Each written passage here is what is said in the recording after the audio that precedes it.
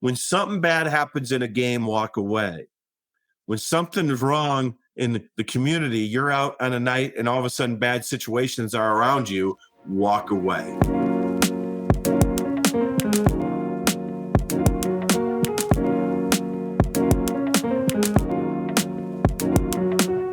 Got an old friend of mine with us today, Rob Miller with ProActive Coaching, and just done a heck of a lot throughout his career. So I'm excited to talk to him and hear about it. Rob, thanks for joining me today. Oh, it's always good to be on talking with you and talk about things we have passions about. Absolutely. Absolutely. We'll give everybody a rundown of, gosh, you've done so many different things, but when we're talking about transformational coaching, impacting the student athlete, building teams, kind of give us your pertinent experience of why people should listen to you. Well, that's a good question. So kind of started for me, to be honest, back in about 2000. And I'd come through, I was a coach, I coached small college athletics and played small college athletics. And at that time is when the NAI started the NAI Champions of Character program. And I was targeted by the CEO at the time to run this program. And I knew this. I didn't want it to be philosophical. And I don't mean that in a bad way, because we need philosophy behind it. I get that. But coaches live in an application world. And so it was, okay, philosophy's there, but application-based, what can we put into place that can help our teams get better, okay? Can help our student athletes get better as people, as athletes, and our team get better, which means we produce at a higher level as well. So that's what kind of started it for me, and did that for 8 years. And then for the last 16 years, I've been with Bruce Brown and ProActive Coaching. Two of us are partners along with his wife, Dana. And I speak about 130 days a year at high schools, colleges, and other things, businesses, professional teams, not as much, but with them across the country on building the right kind of culture, I guess would be the right word, to allow for leadership and ownership and the right choices to take over. Cool. Well, forgive me. That triggered a question that I didn't send you beforehand. So I'm going to challenge you right away. Talk to me about the difference of doing it on the micro level when you're face-to-face with a group, and then on the macro level where you're developing programming, like for the NAI. Those are two very different challenges. Talk about those experiences. Those are very different challenges, and I think we see that all the time. Let's go to the macro level first, developing the programming. When you're developing the programming, the buy-in is more broad-based. And I think it's kind of why you're doing what you're doing here with your podcast, Rob. We got to all buy in. So how do I buy in? Yes, the coach, but how do I buy in the athletic administration and the senior administration, whether that be at a high school, superintendent, principals, or whether that be at a college where you talk about vice presidents, provosts, and presidents, to buy into that big picture of why we're doing this. And we were just talking about this offline. We're caught up in a world of, how are we surviving just based on enrollment figures at college level? How are we doing this? Well, we got to get into the bigger picture of how can we survive? Yeah, but how can we do it in a way that allows for this unbelievable educational athletic model? And I think we would all agree in the last 6 months, the educational athletic model has taken a huge hit. And so whether we're part of it or not, at the big level, when you're watching what's happening at D1 Power 5, that trickles down. When you're watching what's happening on the AAU programs and the travel programs, that trickles up, and it really impacts educational athletics. So the first thing at that big level, that macro level, is we have to get the buy-in to why we're doing this, and it's under the educational athletic model. When you're working with a team, the buy-in for me is just two simple things. One, we're doing it because it's the right thing to do. And two, we're doing it because it allows our team to perform at a higher level. And when we get young people, students, athletes understand that, coaches understand that. If it's helping us be better as people and it's helping us produce at a higher level, why wouldn't we be doing it? That's well said. We're at Friends University, we're all in on all our coaches using the 3D curriculum and training on that. And myself, it was kind of a risk just to say we're all in, because coaches don't like any of us. They don't like being told what to do. But whether you agree with it or not, it's going to help you win games. So you can not care about holistic development, not care about kids, quite frankly, But if you do it well, you're going to get more performance out of people. So even from a selfish perspective, people should buy into this stuff. It's interesting you said that because last year I was sitting down the foul line. I was working with a D1 softball program, top 20 in the country, very good program. And I was just sitting down the foul line watching a game. And the AD comes up and he kind of looks at me and he goes, "Our culture coach." And I thought about that for a minute. I goes, "I don't look at that." And not because I don't, that's what I talk about. But if you're all about culture without performance, you're in trouble. And if you're all about performance without culture, you're in trouble, which kind of comes back to the 3D method, kind of comes back to holistic coaching. We got to do it all. We got to bring it under that umbrella so that we're doing everything we should be under educational athletics. And it's so hard. So I've been in it, gosh, since 2007, first as a coach, now an administrator. And the expectations of coaches have evolved so much from being a coach, care about your kids, to at the college level, recruit kids, retain them, and by the way, make them great people. And by and large, we do. I mean, you guys are ProActive Coaching 3D. There's a few organizations out there, but very few people train coaches on these things. And how do we develop that infrastructure towards not, hey, you like sports, you want to coach, here's your whistle and go.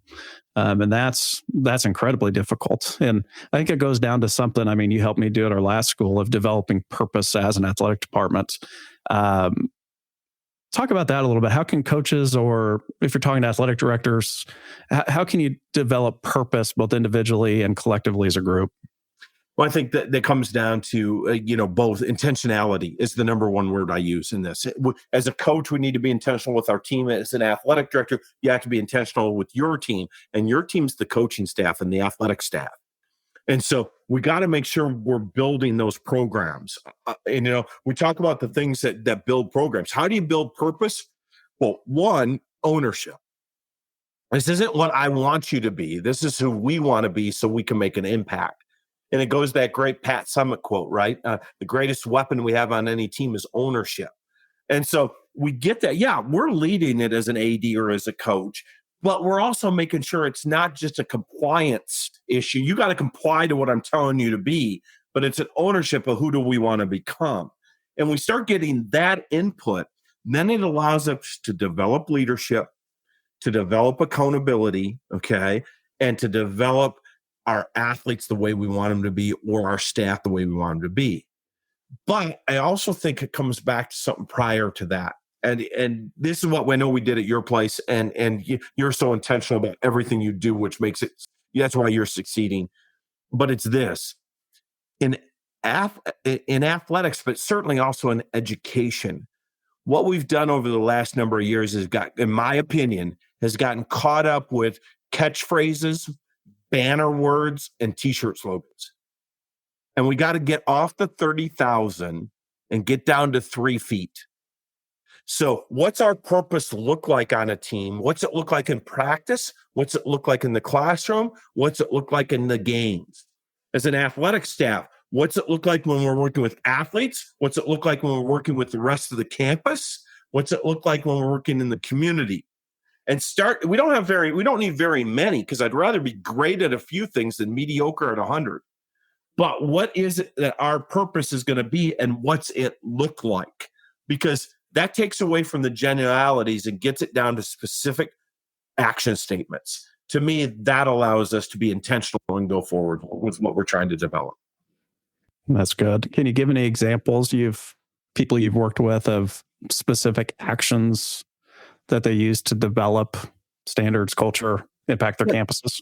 In one, I try to tell people, don't get caught up in the word that you're using. But let's just say some team says, we're going to stand for respect, we're going to stand for competitiveness, and we're going to stand for intensity or something like that. Okay, so now break it down. What's that look like in those situations I talked about? What's it look like in a game?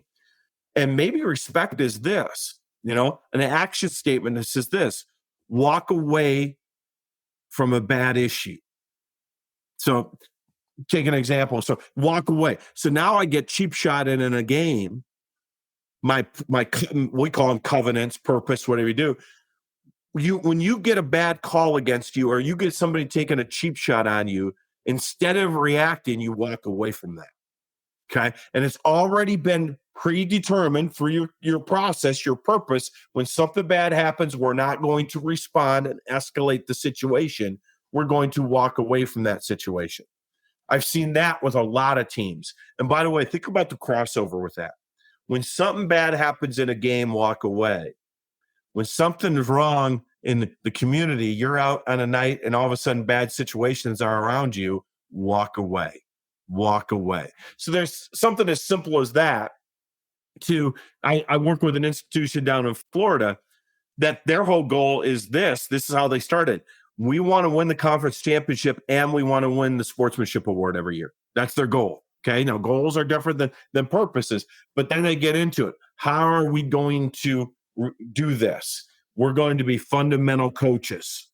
We're going to teach the fundamentals. And they got about 6 things outlined under that. And then how do we win the sportsmanship award? We're going to make sure we greet the opposing teams when they get to our campus. We're going to, not cuss at the officials. And they have about 6 things under that.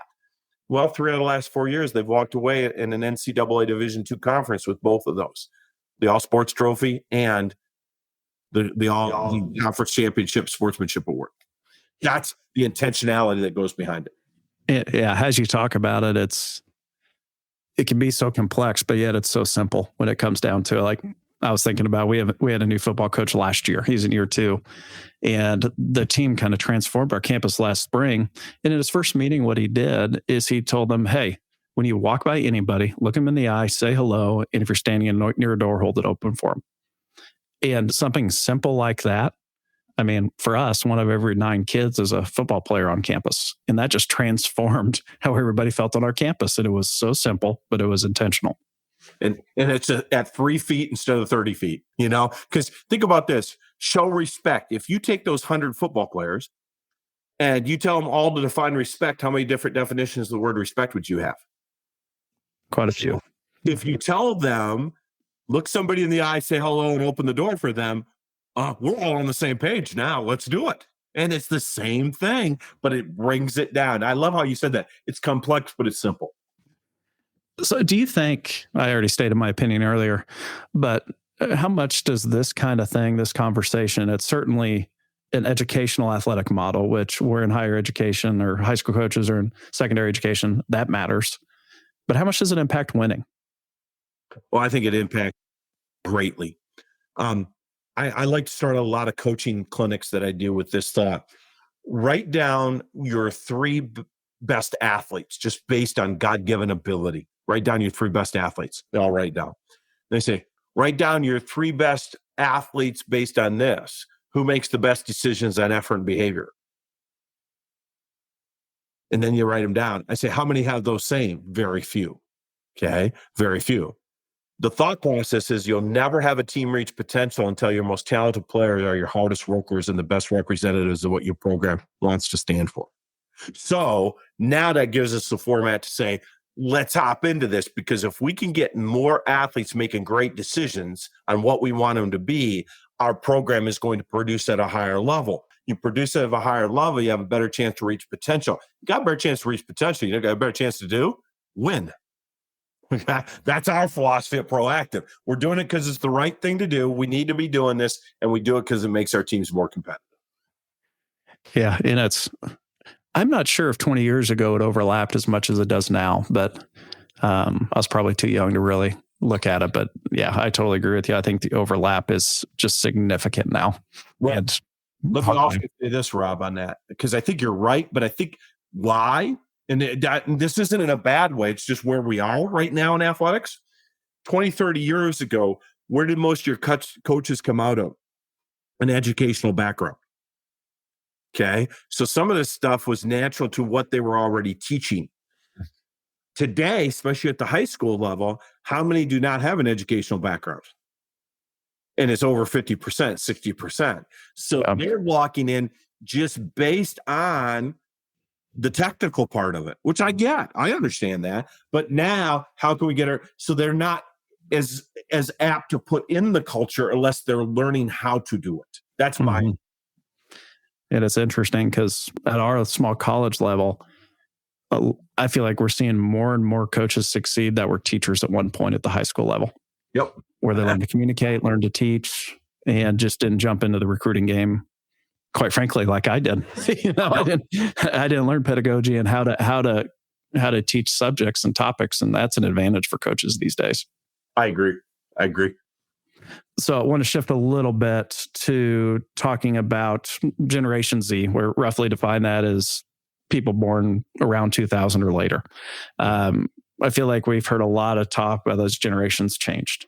Now, I'll preface that of my parents said that about my generation. My grandparents said about theirs. It's an age-old conversation. But between technology and COVID, I do think that how we work with student athletes, how we work with kids, and how we coach them has changed. Tell me what you're seeing in your line of work of working with this generation of kid, kind of the post-COVID athlete. Yeah, let me start with the first one, and this is probably the thing I've heard the most, even pre-COVID, was we don't have any leaders anymore. And I do necessarily agree with that, but my comment back to a coach that says that is, what are you doing to train them? And I say that to say, when we're working with people in that category, we have to make sure we're providing some of those resources and tools to let them grow into being a leader and or a better athlete as they come through. And so it's falling back on us to find those right techniques to move forward. And I'll give you an example. I think some of those things, yes, technology's had a big part of it, no doubt about it. And I'll give you an example. I think the two biggest hurdles to leadership that we're finding is social media is number one. Okay. But the second is our culture, which had developed long before COVID, was we're starting our kids in organized athletics at 3, 4, and 5, and they're all adult controlled. And so when you and I were growing up, we were playing at 3, 4, and 5 with no adults around us, and we were on the playground just playing, which meant we were organizing ourselves, managing ourselves, leading ourselves. We got great at conflict resolution because if we didn't, somebody got beat up or the ball went home. Okay. All those kind of things that we now have to implement inside of it if we're going to work with this, Generation Z athlete. We want to build their leadership. We have to bring some of those things into reality because they've never experienced them. And so we got to be, again, coming back to a word I've used 10 times already, intentional about developing the leadership. I think the other part I would say to that is, I think we have to do a really good job right now as coaches under, and I'm trying to find the right words to say, but I guess I'm just going to use this. We have to determine pressure and stress. I think we have to do a great job of discussing pressure and stress with our team. We have to show them the difference between pressure and stress. And we as coaches are not mental health experts. I should say very few coaches are mental health experts. Some are. But we have to be at least aware enough to identify when there's an issue and have people of resources around us that can help our programs when we have that issue come to the forefront. I think a lot of us would agree things that were pressure for us have turned to stress for this generation. And we have to walk them through that process and let them see the difference. It doesn't mean it's going to impact them. Then we have to be careful when they get to it, and then we have to find them help if we think they're there, if we can't help them. Well, you threw out a lot of gold there. I've been sitting here taking notes. I'm going to back up. I got about 3 follow-up questions. Okay. I heard you on the first part saying talking about the concept of just play.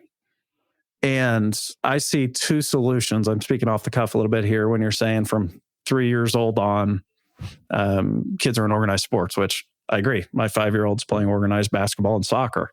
So either we change that system and have them not do it in some backyard, or we got to adjust on some level the coaching to let them have that play and get some expensive experience, for lack of a better term. What's your suggestion? I hear the problem and I have no idea what to even experiment on a solution. I think my answer is yes. Okay. I don't know how that works out, but yes, the answer is yes. I think there's a couple different ways. And part of because let me talk about both, because I think we can develop both. The play part.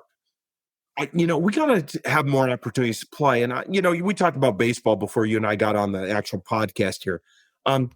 We're pricing kids out of baseball and softball. And that hurts me. Yes. That just hurts me to the core, because though I played college basketball because I couldn't hit a curveball, my favorite sport is baseball. And when I go to a store and I look in these things and I see what a baseball bat costs, I'm thinking, how many kids are just are out because of what that bat costs. And so what can we do to develop more play situations? But I also think we're not going to change the whole market as a whole, okay, and get away from it. So then that comes the second part of what you said. And I think all the way through college, I don't think it's bad to say, hey guys, today we're gonna it's a student led, it's an athlete led practice. Yeah, I'll oversee it, for all those reasons we need to oversee it. But you guys are going to do the practice today so they can kind of learn from it. And I'll give you another one, Rob. I'm going down a rabbit hole here, but okay, I'm 60 years old. When I went through high school, our quarterback, our football coach called maybe half our plays, and their quarterback called the rest. I caught in baseball. We called the play, pitcher and me pretty much called the game. How many of our kids today, not just in youth, in high school, college, and pro, are calling the games? It's all coming from the bench. So how much are they learning about the game versus how much are they reacting? We got to free that up a little bit. So I think it's a little bit of both. Yeah, that's good. I just lost my train of thought. I was that baseball coach that did call every pitch, because by the time they got to me, they didn't know what to do, and I wanted on me if it came that's to part it. of the problem, right? By the time, and I think you would probably agree with this statement. There's no doubt our athletes today at the college level are bigger, stronger, and faster than they are in their entire life. No, I could not have been a college athlete in today's day and age. I don't think I could either. I agree with you. But they're less fundamentally sound and know less about the game than ever before. Yep. I agree with that. And so you're right. When they get to us, we got to call the game because they haven't learned it. They've just reacted to it. Mm-hmm. Well, it's interesting. Last year I went down a rabbit trail from a book called Every Moment Matters. By a guy named O'Sullivan. And loved it. There was so much good, but he talked about a small resource in there. I actually have it sitting on my desk. I haven't used it yet, to help young coaches learn how to teach and coach, called Coach Challenge Cards. And I think this gets to the organized play, because we have a 26 and 27-year-old coach. So they grew up, a head coach, they grew up in that environment. But the Coach Challenge card is, there's just a deck of cards and you pull it out, and all they can do is the coach gets handed the card, and that's how they coach practice for the next X amount of time. So like this one is, spend the first 9 minutes noticing with no plan in order to inform your decision making for practice in the next 10 minutes. And I think learning as a young coach, silence is golden, and you choose your words carefully. I think the coach education piece, or what you're talking about, kids don't play and it's structured, I think it even impacts how we train coaches. So would you agree? I'm kind of forming a thought as we're talking, but no, I totally agree. I think our coaches' education has to bring this into it, because you're right. Because you coach how you were coached. You either coach the way you were coached, or you coached 180 degrees different because you hated the way you were coached. Okay, but if you don't know what you don't know, how are you going to ever coach that? And so I love that idea right there. And I'll give you an example, Rob. We do this, what we call a coaches leaders workshop, where every team will come in and bring their leaders. And I tell the AD at the beginning, the best thing for you to do is, when we do the breakout session, sit back and watch. Which of your coaches facilitate with their players? Which coaches dominate their players and don't let them talk? And which coaches ignore their players' comments? Because you learn a lot from that. And part of that is because they don't know. They haven't been trained. We have to train them. Yep. All right, I want to go. I'd never heard somebody talk about pressure and stress like you did there. And so why do you think more so now pressure is seen as stress? I think there's so many reasons. I think some of it is just where we are as a society. And what I mean by that is everything's a crisis.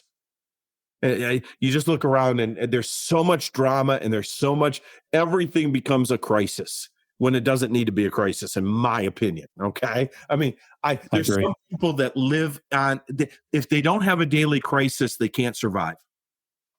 And I think that's part of it. So there's so much drama in our kids' lives today, and it's every place. It's in competition. It's because of what you said earlier, the strive to win. So you got drama there. You got drama in the hallways. You got drama when they go home. You got drama when they turn on the TV. You got drama when they go on social media. There's all this crisis, division, and drama. And so it's all anxiety, stress versus pressure related. I think that's one aspect. Another one is just our different culture. And I have to be careful because I think we get we talk about this at a level that I'm not sure it's at. One, coming back to our daily crisis, but we have a situation where, and I'll just give you a story of what Bruce said one time, and I laughed because I had the same thing happen to me. Bruce Brown, my partner, and I had the same thing happen to me. I came home one time, Bruce came home one time, and in different ways, but kind of complained about playing time. And both our dads, in a very different way, looked at us and said, "Work harder." I mean, that's how now watch one of our Facebook posts that goes up, and 60 or 70% of the people on there are going to respond. They might differ with the thought, but it's a very good conversation. But there's about 20 or 30% the moment you put up there, and they thought if we're defending a coach, they go all off on coaches. If we're defending a parent, they go all off on parents. And we're trying to create this environment, which our young people are growing up in, and they just think everything's on edge. And we got to somehow bring that point down. And as I read one time many years ago and have used, pressure makes diamonds, stress cracks diamonds. Mm-hmm. And our kids are diamonds. That's well said. You triggered it when you started talking Facebook. I do think there's a piece for our kids of, heck, for me, we're so online now that I think people feel like they're always on a stage, and every even small failure feels so public. And you feel like all eyes are on you. And I remember I had a terrible freshman year as a college baseball player, and a lot of different reasons I didn't play my sophomore year, and I coached C-team baseball at Lawrence Free State High School. And it was an aha moment for me when a kid had an awful game. The only people that knew were me, the kid, and his mom and dad. Nobody else cared, unless they're throwing fits and throwing bats and all that kind of stuff. But when you're that baseball player in the moment, you feel like the eyes of the world are on you, and it's not. And I think this is where we go the opposite. You need to get away from the 3-foot view and try to get to the 30,000 foot view. I mean, the athletics is a game of, I don't care what sport, you're going to fail at it, right? And baseball, using your example, you fail 7 out of 10 times, you're really good. You're good. And in fact, let's say you go over 4 and you hit 4 shots and they're all caught. But that other kid gets 3 for 4 where they hit 3 pop-ups and they just fell in the right place. And then I think what takes place is this. I think you said it, being on stage, because on stage now comes the comparison. Mm-hmm. Okay. One, they compare themselves against each other, but guess who else comes in? The parents are comparing themselves. The student body's comparing them. And man, that's tough. That's tough. Talk about, I think, a part of your background I'm intrigued is the conference commissioner piece. What'd you learn looking at athletes from that level and coaches? I think what I learned, okay, I'm going to start with the coaches, because I just said this yesterday to somebody. I can't even remember who it was. We were having this conversation. What I learned yesterday was this. There's a lot of coaches that complain about their players, and they do the exact same thing. Yes. Their words, their actions don't align. They complain that their kids aren't on time for practice and they're late for every meeting. They complain about how, their kids are distracted and you're in a meeting and they're on their cell phones, So I think that's one thing I learned with coaches, that they're not all coaches. Again, we don't want to broad brush this, but there's a lot of coaches out there that are looking for an excuse they never tolerate their athletes to use. So that was kind of disappointing for me, coming from, I think I was so fortunate, Rob, that I grew up with these. I look back, my biggest mentors are all my coaches. Everybody talks about their bad coaches, and I'm going, why was I so lucky? I had 3 great coaches in high school. I had a great college basketball coach. I consider Bruce Brown, my partner, a coach, and those 5 have just fed me and let me grow. And so, I think some of that comes from that type of background, but I was so fortunate to have great coaches that it surprised me to see so many using excuses and holding holding people to a higher standard than they held themselves to. Now, athletes, I'm working with athletes all the time, even in speaking and as a commissioner. I don't see much change. I think, like I said before, there's change from bigger, stronger, faster to less fundamentally sound I guess what I'm saying is I haven't seen much change of what they want out of the athletic experience. I think what athletes want out of the athletic experience is they want to get better, okay?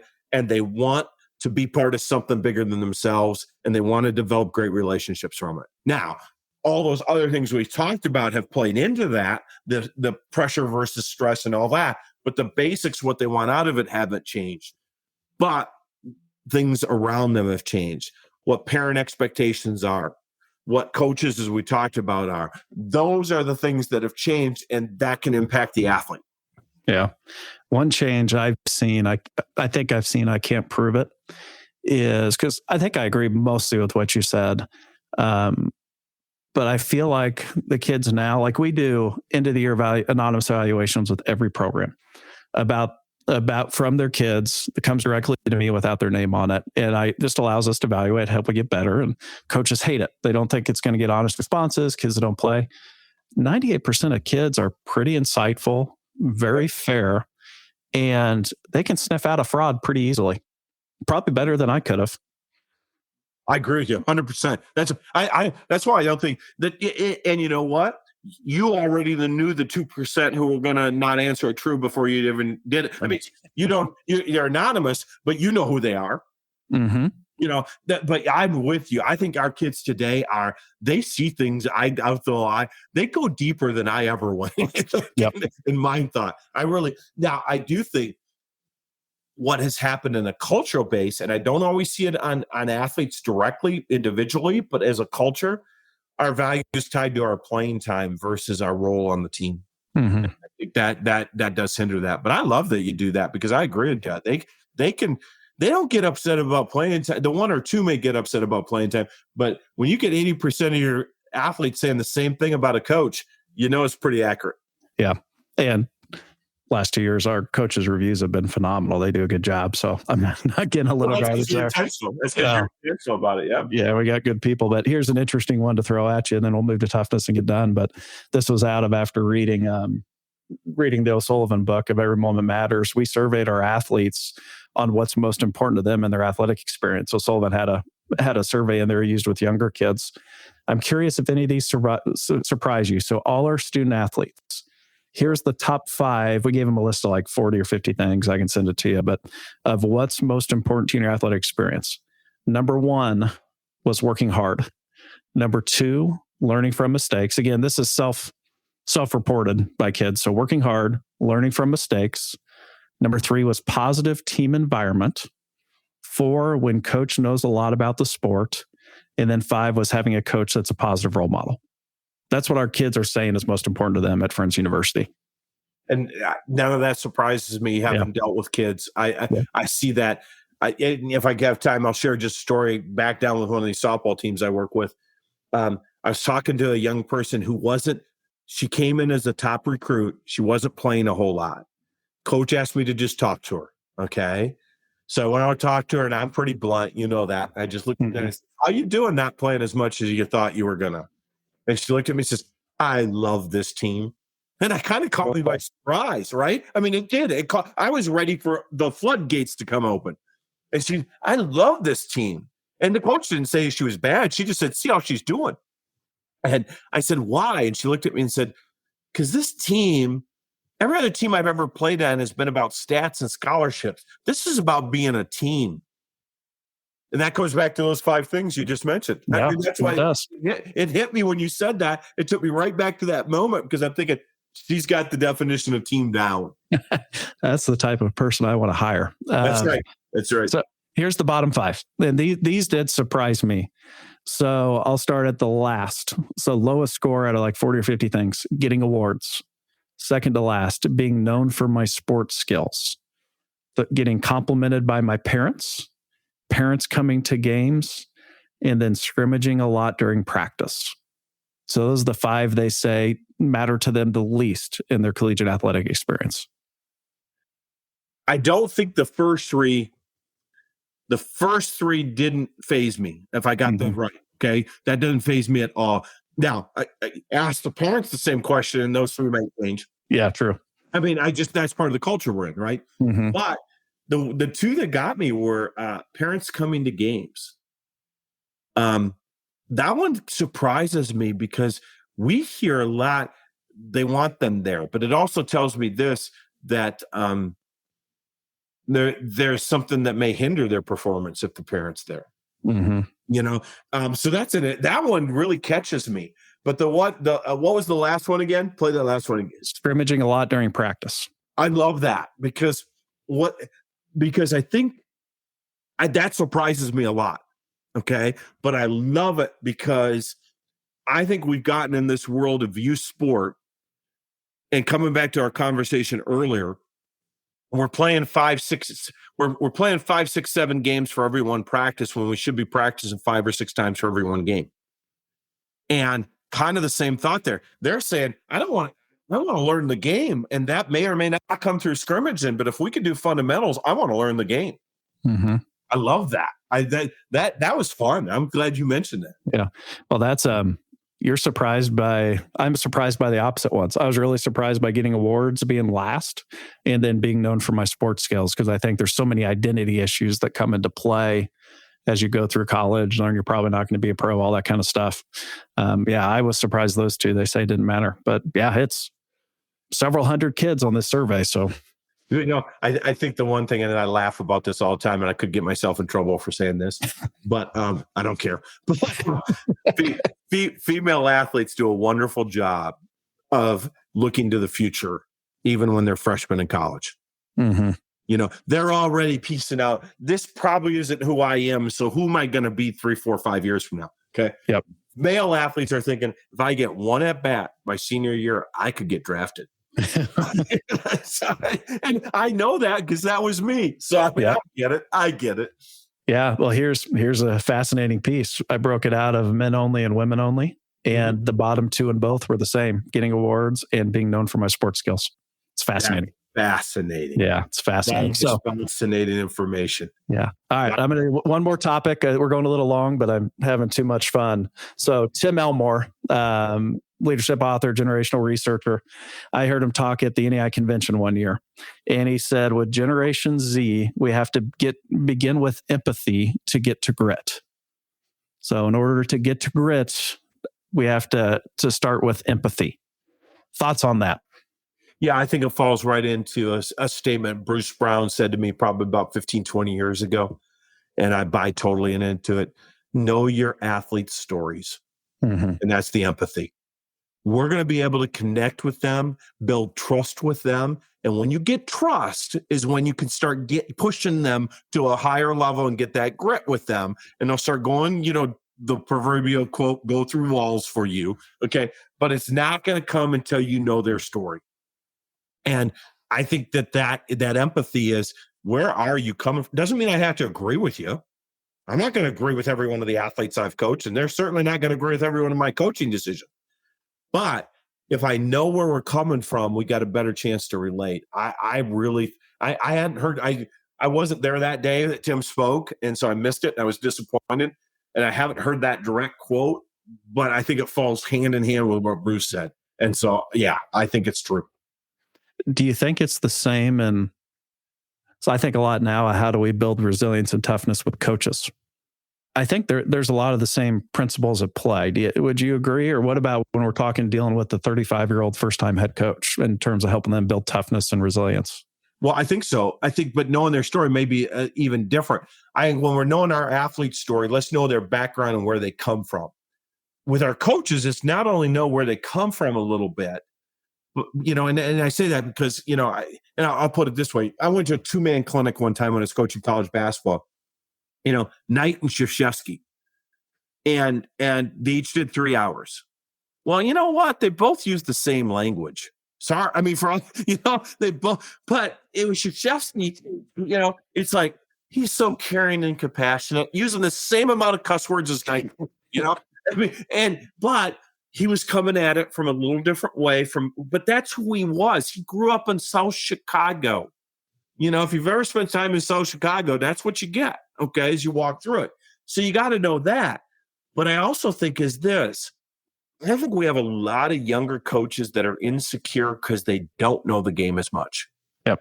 They want. So now we're dealing with the personality, but we're also dealing with the profession. And so we have to make sure we're helping building their grit and their resilience. Okay, let's walk through the situations with you. Let's find you a coaching mentor, because I don't know every sport. If it was my lacrosse coach, I wouldn't know anything about lacrosse. Let's find you a coaching mentor that's been there before. I read a book last summer called Do Hard Things. And I got it right here. I'm halfway through it. Right here on my turn. Well, somewhere in there, they defined toughness.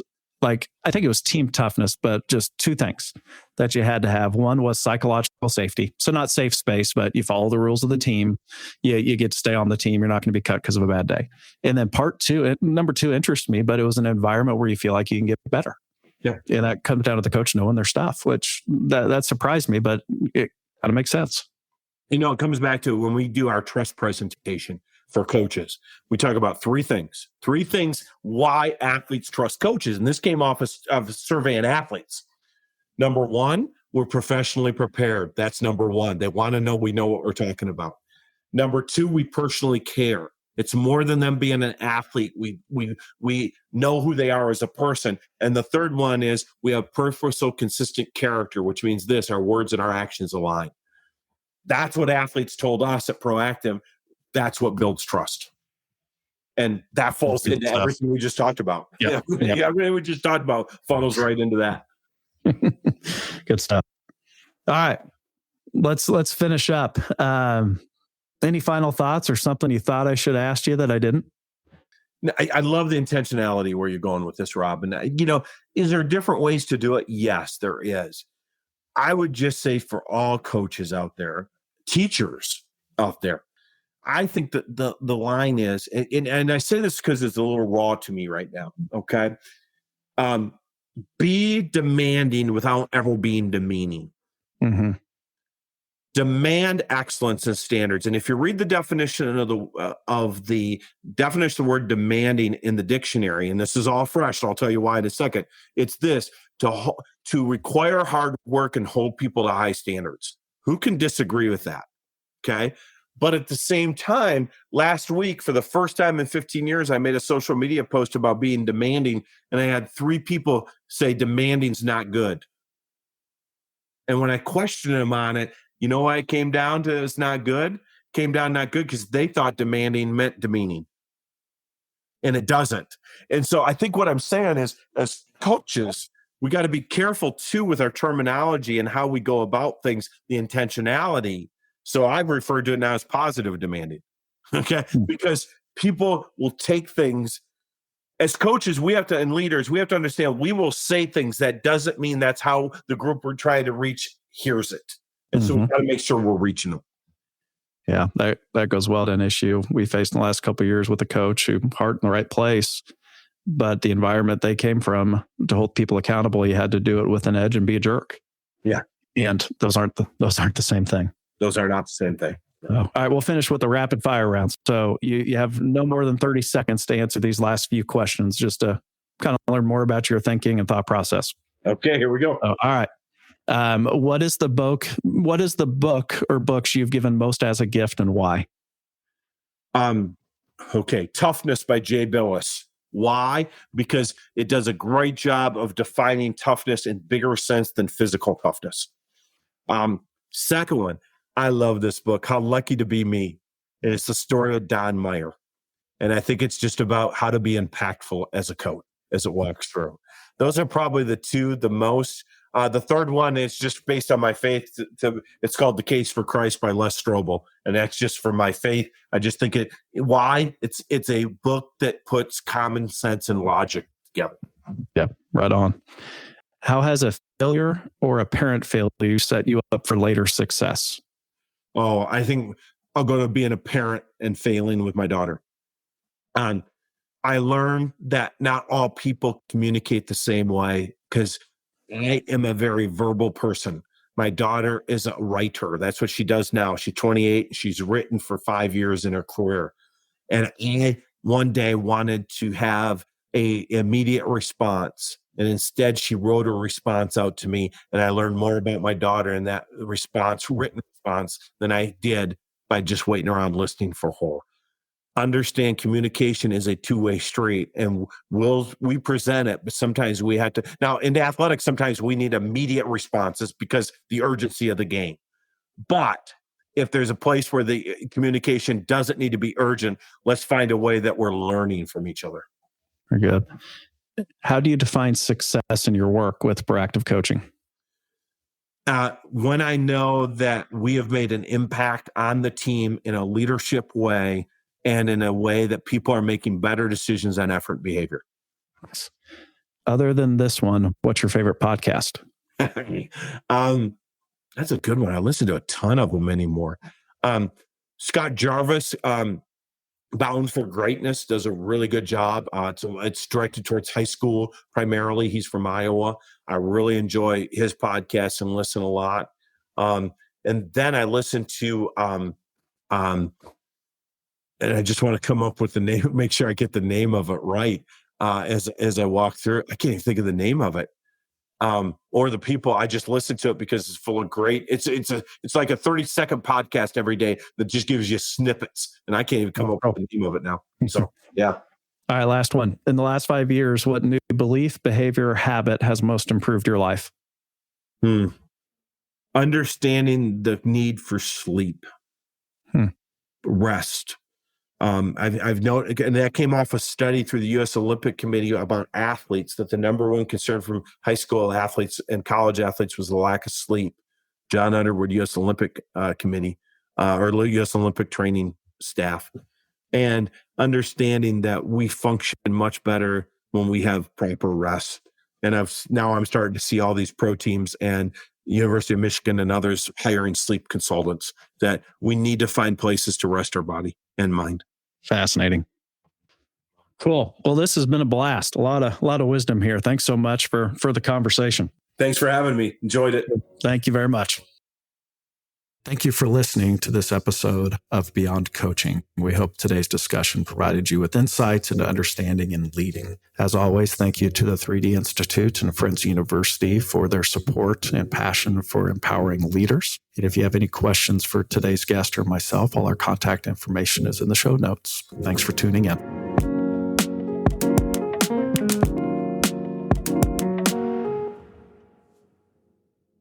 Beyond Coaching is a podcast of the Impactful Coaching Project in partnership with Friends University. The Impactful Coaching Project seeks to develop coaches that coach the whole person. The Impactful Coaching Project is the thought leader in coaching the 21st century athlete and produces training, information, and original research to help coaches develop. For more information, check out impactfulcoachingproject.substack.com. Thank you for listening.